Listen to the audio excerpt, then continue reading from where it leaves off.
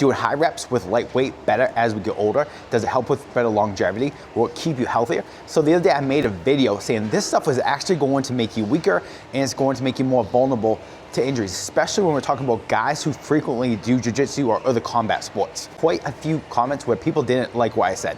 Today I wanted to make a video kind of go into why I have this thought and why I think you should always lift heavy.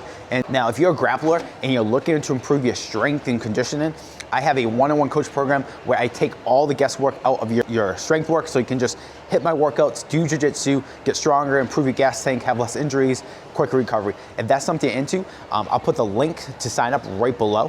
When we think about being stronger, when we think of being more resilient, when we think of less injuries, there's a balance to this, all right?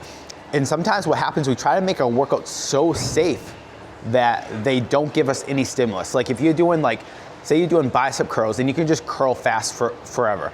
It's not doing anything. It's not going to stimulate any type of muscle growth, any strength. It's not going to strengthen your bones, your ligaments. So we need to lift with enough intensity so that stuff happens. So there's a balance to that. And I will admit that going light is safer, but in the long term, it's going to make you weaker and it's not really doing anything. Yeah, you'll be less likely to get hurt in the weight room.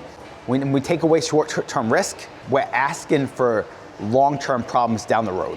If you want to be stronger, be more resilient on the mat, have less injuries, recover, all that good stuff that every grappler wants, we have to train at somewhat a high intensity. And this doesn't mean that we lift as heavy as we can and we go completely the other direction, right?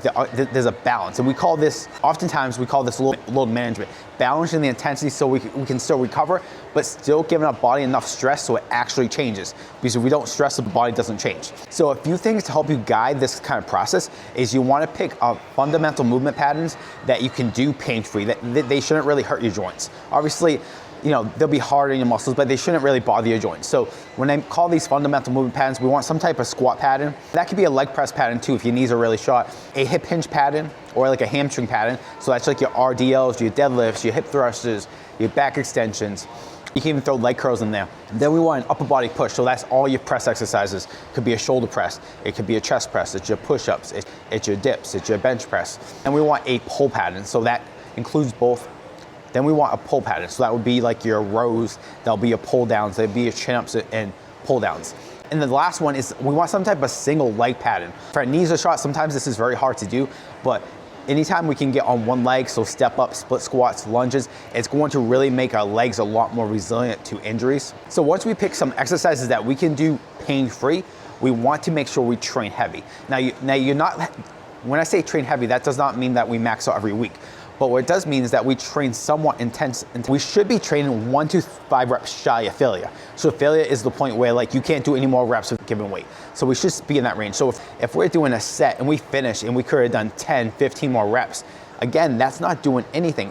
Again, it's safer, but in the long term, it's probably going to kind of screw you over. But that is sometimes you'll see people doing reps and their rep tempo, the speed, it stays the same the whole time. So what should actually happen when we're doing an effective set of strength training is initially, when we lift a weight, it should kind of come up fast. It doesn't come up slow. But towards the end of the set, if your set doesn't significantly slow down without you trying, then the set's too easy. So say I'm doing a set of squats and I'm doing a set of 8. If all the reps I can kind of is too easy. What should happen is the first few reps are kind of easy, I can pop up kind of fast, but the last few reps are at least a little slower. If they're not slower, that means you're not challenging your muscle, your strength, and your nervous systems at all. That's really what I mean with this video. Now heavy in intensity is relative. So you could go, if you prefer higher reps, you could definitely do higher reps, 10 to 12 reps. But same thing, you should be training within that 1 to 5 reps of failure. But something that you do want to think about is lower reps, say 5 to 8. You're going to accumulate less overall fatigue, which will make it often easier to recover from.